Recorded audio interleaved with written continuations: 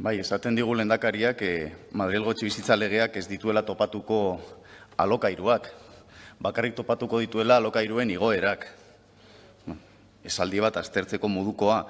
Eta jartzen dezu adibide bat, esanez, bikote bati igoko zaiola alokairua 103. Eta zuen etxebizitza politikekin zenbat igotzen zaie.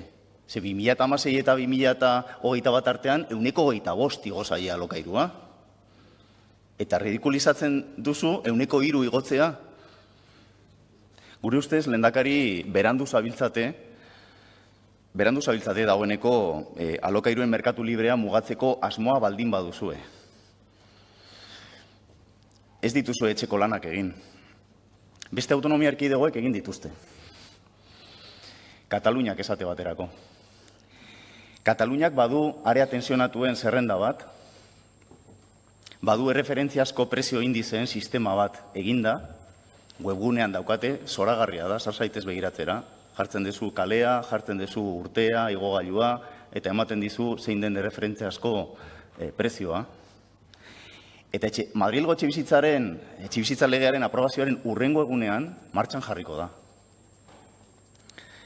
Ze urte eta erdi indarrean egon zen, konstituzionalak bota baino lehen, eta interesgarria da aipatzea azterlan bat egin zen, zezuk hemen esan dezu igo zirela alokairuak eta eskaintza murriztu zela, ez duzu aipatu nondik atera dezun azterlan hori, ez dakit igiezinen ze patronalak egindako azterlana izango den, ze generalitateak eta Bartzelonako udalak, alegia erakunde publikoek egindako azterlanak, etxebizitzaren behatoki metropolitarrarekin batera, ondorioztatu zuten urte eta erdi horretan, alokairuak jetxi zirela 103 aplikatu zen tokietan, eta eskaintza etzala murriztu, baizik eta onditu zela 107.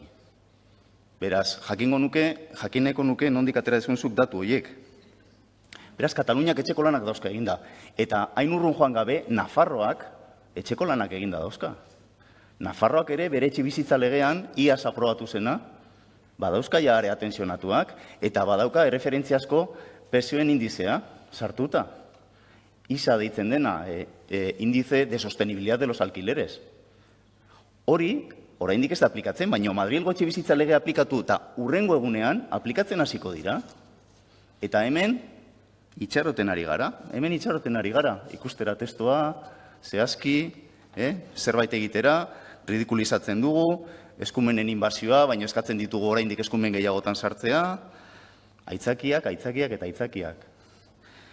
Gure ustez, Euskal Autonomia Erkidegoan jada garatu zenitzakete gutxienez lehen aipatu ditudan lau tresna horiek, lau neurri horiek hartu zenitzakete jadanik, babes publikoen erdia alokairu sozialera dedikatzea, azterlan bat fiskalidadearen alorrean eta hori aplikatzen hastea alokairu merkeak sustatzeko eta batez ere orain aipatu ditudan bi neurri horiek area tensionatuena eta erreferentziazko prezioen indizeen sistema. Uste dut horiek ja garatuta egon beharko liratekela Katalunian eta Nafarroan bezala legearen aprobazioaren biharamunean aplikatuak egokiro aplikatuak izateko.